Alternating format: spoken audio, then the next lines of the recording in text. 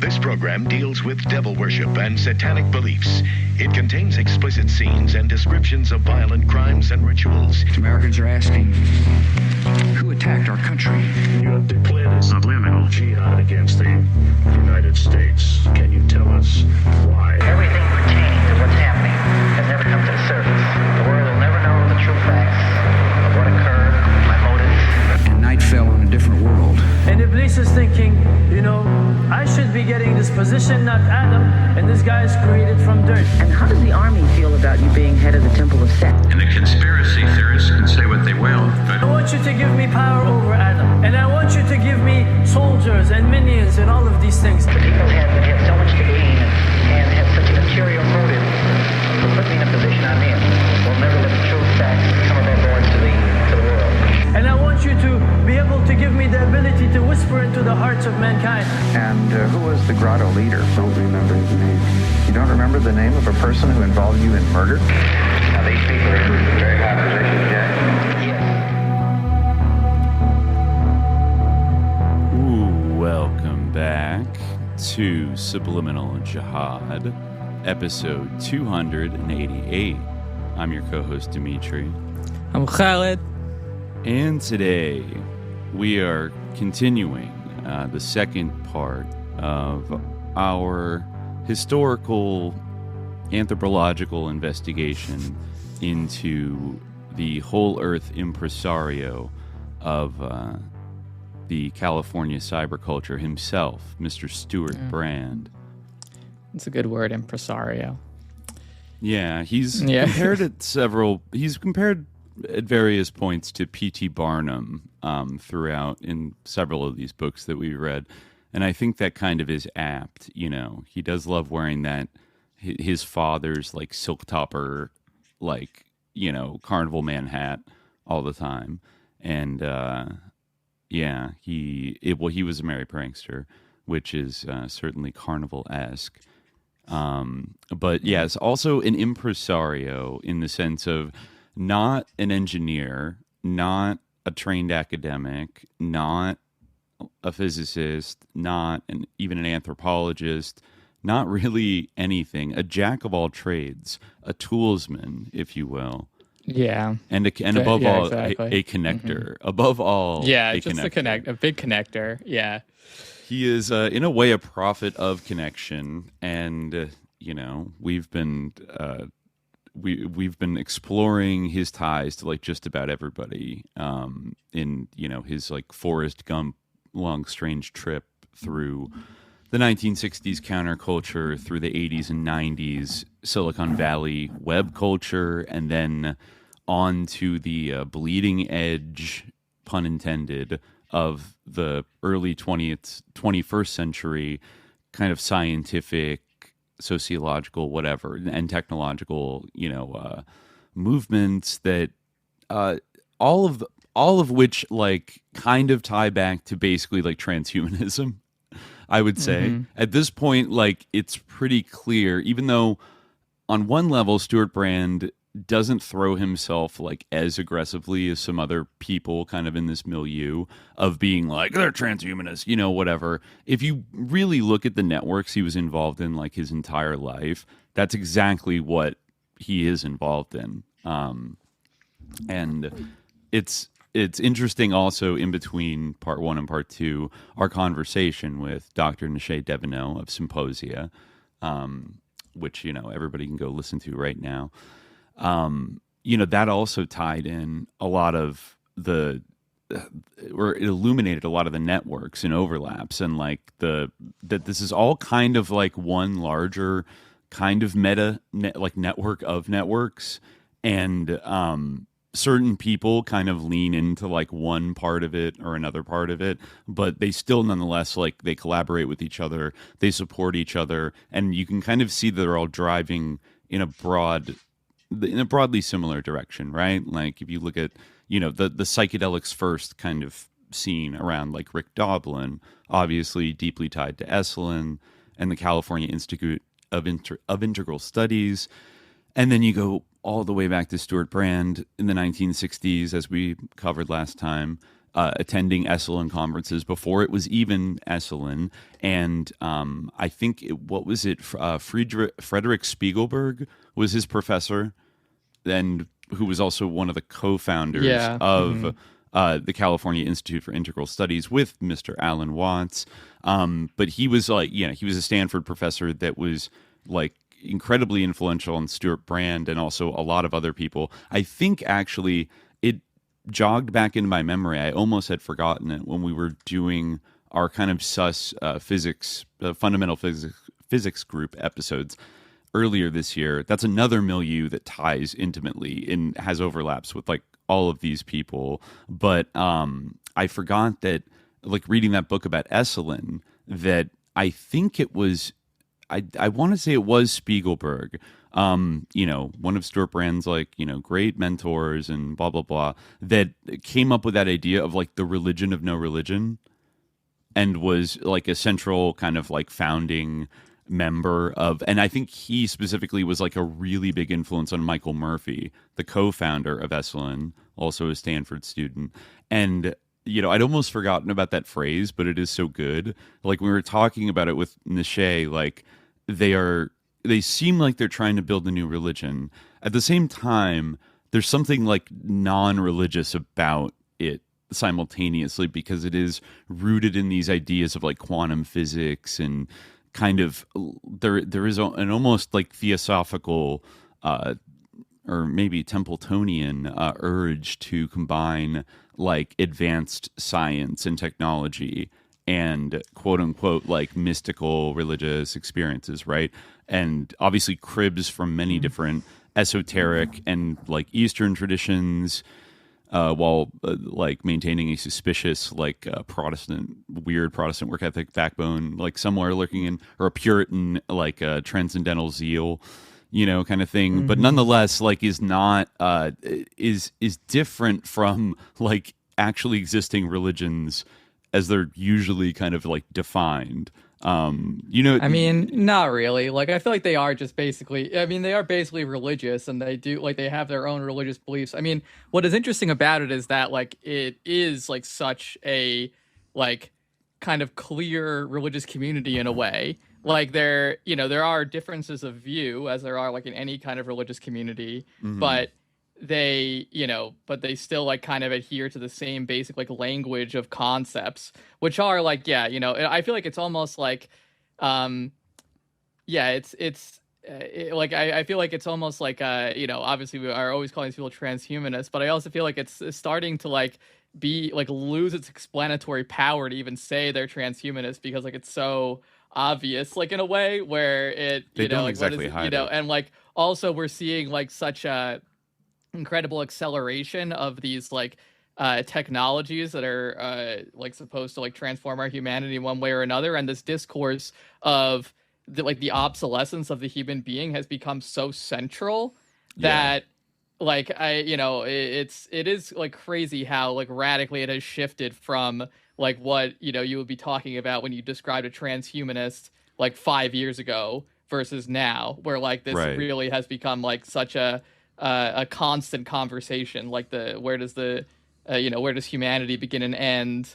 I remember Rod Dreher, I believe it was him, in that interview with Peter Thiel, asking Peter Thiel, should the human race survive? Or something. I think that was Ross Douthat asked him. I got them confused. Yeah. They're very similar. They are. Okay. Yeah, Douthat asked him. Should humanity? Do you think humanity should survive? And then he did the classic like. He hesitated.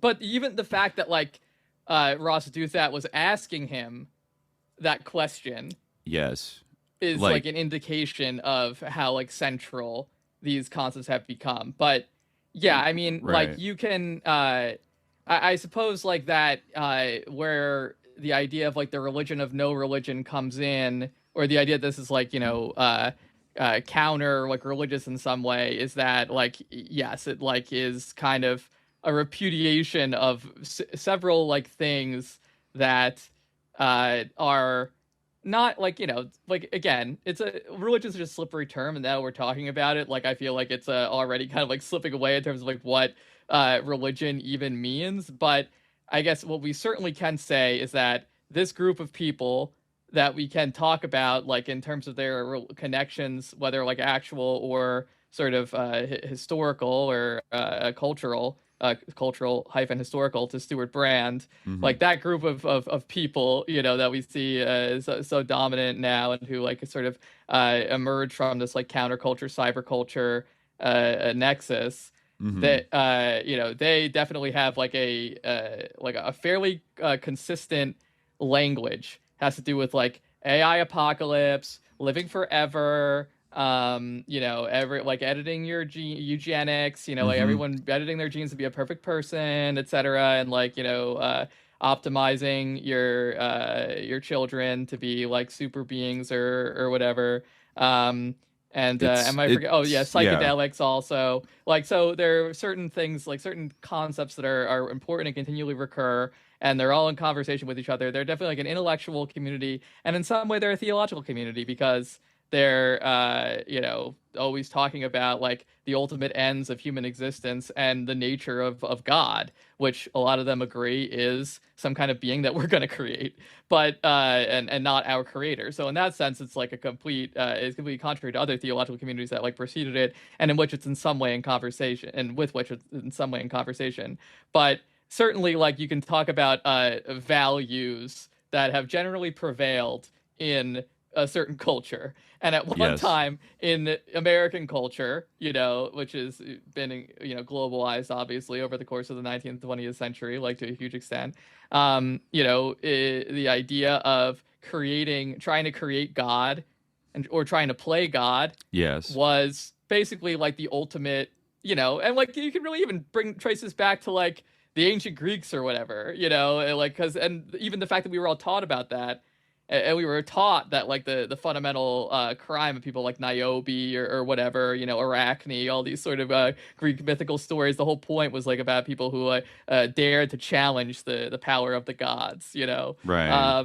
But even now Icarus it seems like that actually kind of a meme, right? Don't fly. Exactly. You know, or Prometheus, you stole the fire from the gods. That's supposed to be. I forget how the Prometheus story ends, but I feel like he gets punished. He gets tortured by Zeus's eagles. He gets his eyes pecked out. He gets chained to a rock and tortured by vultures that are consuming his body while he's alive. There might be something there. Yeah, well, that is Lucifer, basically. The Lightbringer. Yeah, the Lightbringer. Prometheus is like a sort of clear parallel to say, I'm like, you know, I'm not the first person to draw that, you know, talk about theosophy. You see that connection there, like this, the sort of idea of Prometheus as this heroic figure. You know, obviously that ambiguity is kind of there, and then the mythic story itself. But yeah, like, so this is what it kind of goes back to our original thing, where people, you know, they get so mad at us for calling this satanic, but it is. Like, it, you know, it has that kind of Luciferian satanic value, which is basically like the divinization or the exaltation of the human being over the divine, right? And it is certainly true that not only in like, you know, in American culture, but like generally speaking, like that's something that has often been considered like blasphemous and insane. You know, like when we were little kids, there was a movie called Jurassic Park, which we all loved, and the point of that movie was like, you know, don't suppose yourself to be God. But now, like, we actually see people doing what they did in that film for no clear reason. Right. Just as like when we were children, there was Terminator, which is about like, don't give like nuclear weapons like control over to like a super smart AI, because then it's going to kill all of us. Or The Matrix, where everyone psyops us by plugging us into a false like Baudrillardian, you know, simulacrum where it's always 1999. It's actually, the further we get away from that, it is like, it's kind of hilarious how spot on that is in the arc of like what the internet's like what these machines are kind of doing to us and their owners now. That like, don't they say in The Matrix that, well, like we picked 1999 because it was just like the most stable, like comfy period for like people that are actually plugged into like the pod, you know, energy battery fucking sacks. They said that it was like the peak of human civilization was 1999, which which is it's definitely growing. I feel like the Zoomers feel that way. The, you know, the Y2K era was, but I mean, if you look at what all these people were doing in Stewart Brand's milieu in 1999, like they were, you know, this is the period where I'm sure we'll talk about this today, but the, flagship magazine of the Silicon Valley world, Wired, which is completely born out of like this network, had that kind of a hippie like smiley face button. I think like Over the World. This is maybe in 1997, where it's like, yeah, we're entering an age of like a radical new prosperity and like nothing bad's ever going to happen. You got a problem with that or something like that? It was like, yeah, like tech people are going to become super rich and like take over the world, and it's going to be awesome.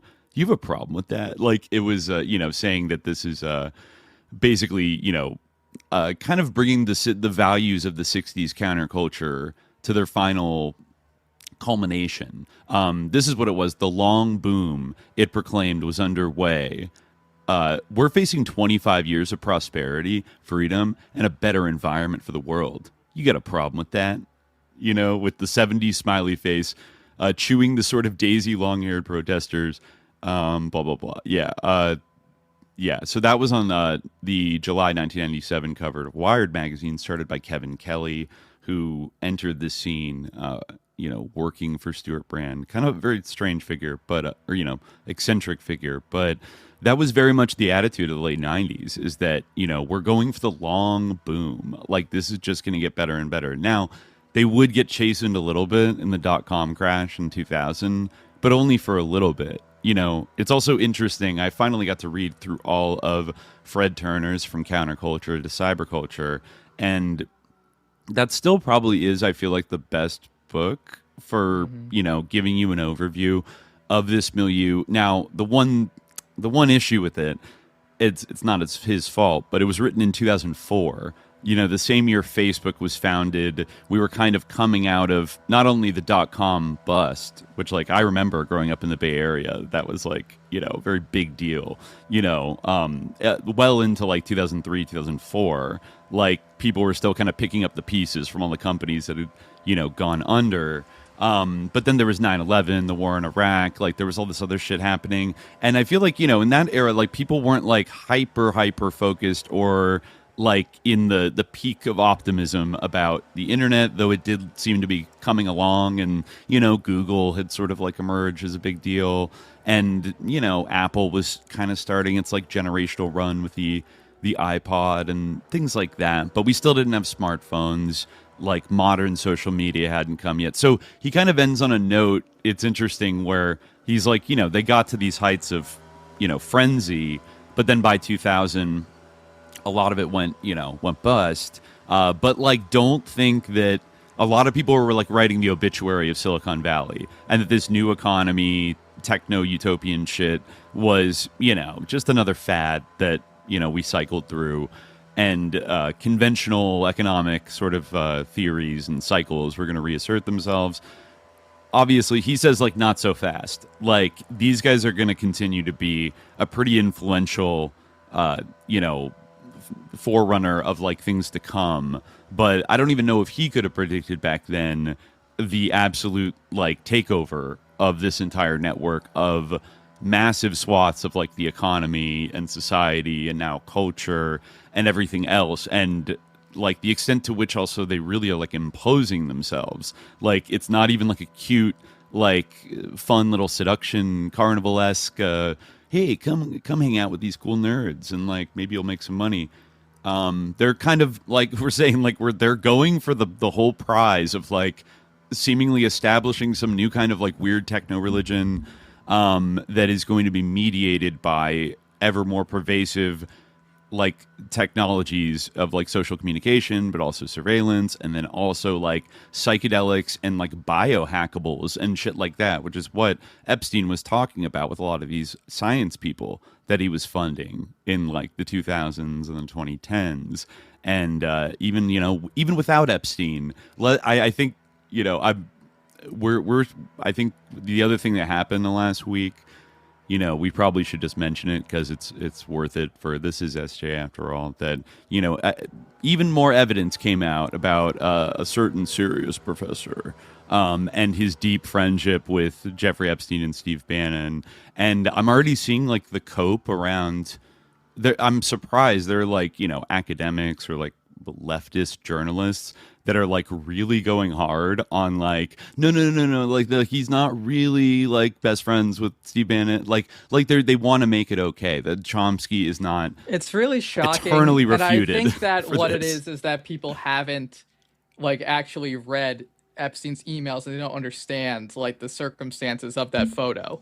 Like that's the only thing I mean, you know, I don't want to do too much to try to like understand their position or try to make excuses for their defense of it, but I can only imagine that like these are people who like just are not familiar with like the actual context and think like that. I don't know, like yeah, I mean, like the photo really does like you know, it's worth 1,000 words, but like I don't know, like that's the only thing. It does seem to me to be apparent that like these people don't understand that like like they haven't read like Chomsky's like correspondence with like Ehud Barak, and like that's the thing. Like as we talked about in that episode, like they what I think like is important about that is that like these sort of like political differences that people kind of imagine as being so significant between Chomsky and Steve Bannon, like those ultimately don't matter, like they matter way less to them than like the commonalities that they have, right? As Epstein said, you have more in common than you think. Workers' Party, Republican like, Workers' Party, yeah, exactly, etc. So like, but they also had in common that they were like members of the same group, that they were like in a clique, that they had like a friend in common, such as Jeffrey Epstein, and that they like respected each other as like important figures, intellectual figures, like thinkers and shapers, right? Like even though they were on different like quote unquote sides, in maybe in one sense they were, but they also in another more important sense they weren't. Right. In fact, didn't right like a couple months after that photo was taken of them like laughing and smiling at each other, Noam gazing into his eyes lovingly, he said that he described Steve Bannon in like the rise of a new right like kind of speech where he literally called Bannon like the impresario of the alt-right, which is an interesting invocation of that.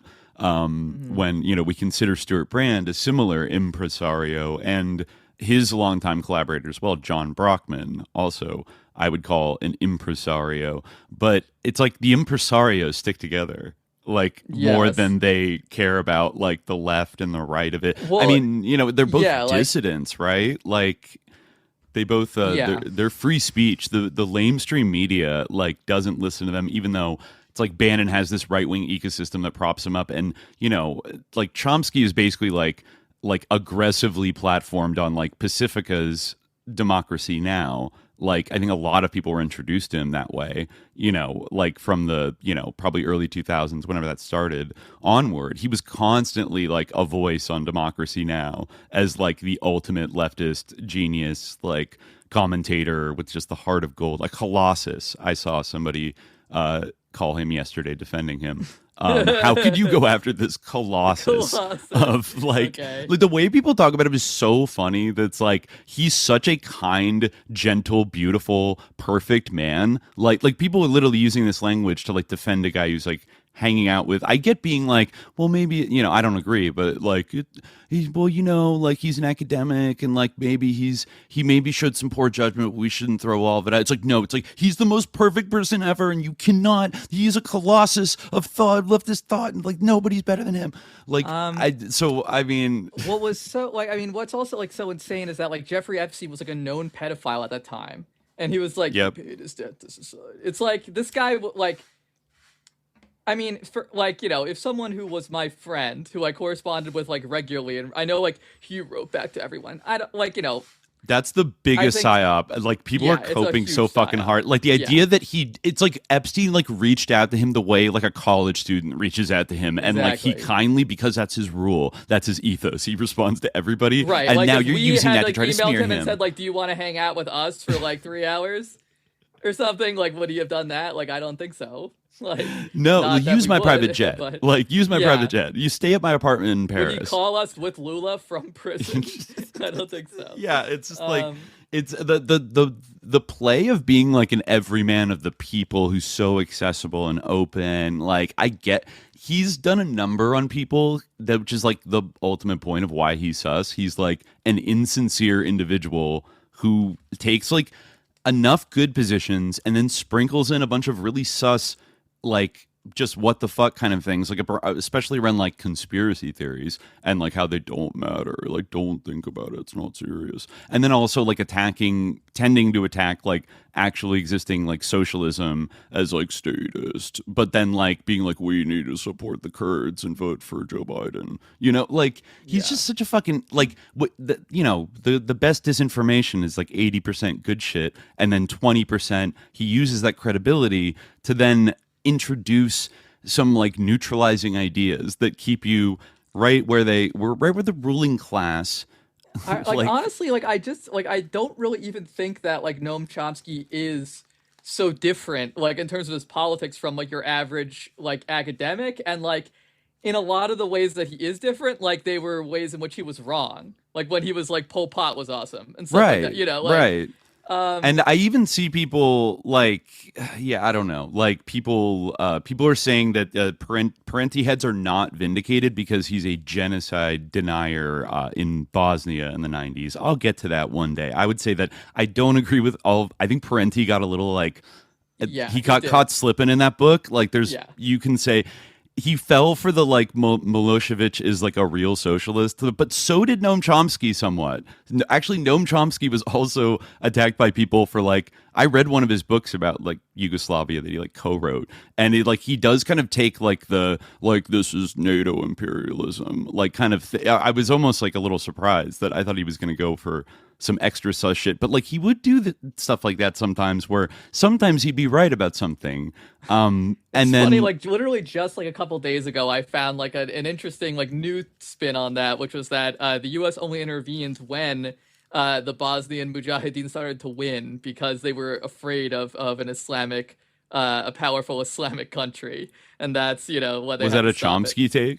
No, it wasn't. It was on like I think it was on like the Thinking Muslim or some like podcast like that. It was I never quite heard that before, but yeah. I mean that's I'd be interested to look deeper into that theory. There's a lot going on. There's like a lot going on there, but I think overall like his endorsement of like the one time we all know Chomsky wouldn't have that type of take because like ultimately all these religions are deeply barbaric. Yeah, no, exactly, exactly. Like yeah. He was a little like his religiophobia. Totally. Totally. Yeah.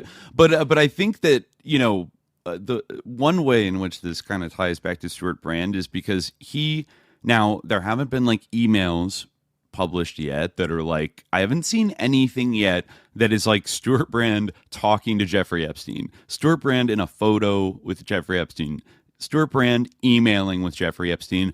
But I just know, there's no way that these motherfuckers never like interacted in their entire life because of the intimacy with John Brockman and Epstein's attendance at the Edge dinners, all of which Stewart Brand also attended, like, in all this stuff. But I could see if the heat ever got turned up on old Stewart, who, like Chomsky, is a man of, he's in his older years now. He's not as active, but he's still tweeting. In fact, we didn't mention this. Just a funny side note. If we want to mention, like, what is Stewart Brand, what kind of statement is he making today, this fall, especially in the midst of all of his friends getting, like, exposed and people hating Silicon Valley and everything? He did this tweet that was like, it was about a lawsuit against Anthropic AI, and he said, I was blown away by this. I'm trying to see where I thought I had put it in the workflowy here, but just off the dome, it was something like, I've been notified by my agent, Max Brockman, John Brockman's son, who is still his agent. So they certainly haven't cut ties, that, Anthropic I'm being like named as a class member in this class action lawsuit against Anthropic AI because they trained some of their models on the whole Earth catalog, like content that that I put together, blah blah blah. And he said, like, all I want to like, what I want to know is like, what I would like to do. Like my response to this is like, I didn't ask to be included in this class settlement, but I guess I'm stuck in it. And like, if I win it, I want to like donate like the settlement back to Anthropic AI, because like I love that they're training the AI model on my content, and I think that's great actually. And like all these people were like fucking like, you know, tweeting, like retweeting this, like Stewart gets it, Stewart's a real one. All these like AI bros are just like, yeah, Stewart's got it, like Stewart, you're fucking epic. And it's like, wow, dude, like you're like what? Like, good for you, Stewart Brand, who's rich as fuck, that like you are happy to let them train for free on your content. But like, what about literally every other author who feels like, oh, my career is like, my livelihood's going to be like fucking threatened? You know what I mean? Yeah. Like, it's just, and well, I mean, also like if it were something that he didn't like support and approve of, then he would maybe like, you know, not do that. But it's because he like loves it. He like loves OpenAI. That's the thing. Like, he loves it. Project. He's like, this is committed to it. I found exactly what he wrote on December 2nd. He tweeted, "So there's a $1.5 billion judgment against Anthropic for including 480,000 books in training their AIs. 5 of my books are among them. Word is there might be $1,500 payout per book. According to my agent, Max Brockman, I wrote him the following. If any payment comes to me, please send it back to Anthropic with my thanks for including my books in their AIs. The judgment website offers a way to opt out of the payment, but I found it cumbersome, so I didn't. Parentheses, I'm principled, but too lazy to be highly principled." That's a revealing line. So I guess it's the Claude people. Who, right. Yeah, That Anthropic, so I think, makes Claude AI. And then... what is Claude named after, by the way? I don't know, actually. I don't know. Yeah. But Claude Shannon, the father of information theory, a mathematician engineer who laid the groundwork for the digital age. Oh wow, they love shouting out their cybernetic, forefathers and inspirations. Photographer. Okay, yeah, military, industrial, whatever. Yeah. So he's simping. It's like pretty interesting, actually. Up to this might not be a bad. He was in the CIA Special Cryptologic Advisory Group in 1951, and a professor at MIT from 1956 to 1978. He made numerous contributions to the field of artificial intelligence, etc., etc. Yeah. For access to the full-length episode, subscribe to the Hour of Frequency at patreon.com/subliminaljihad.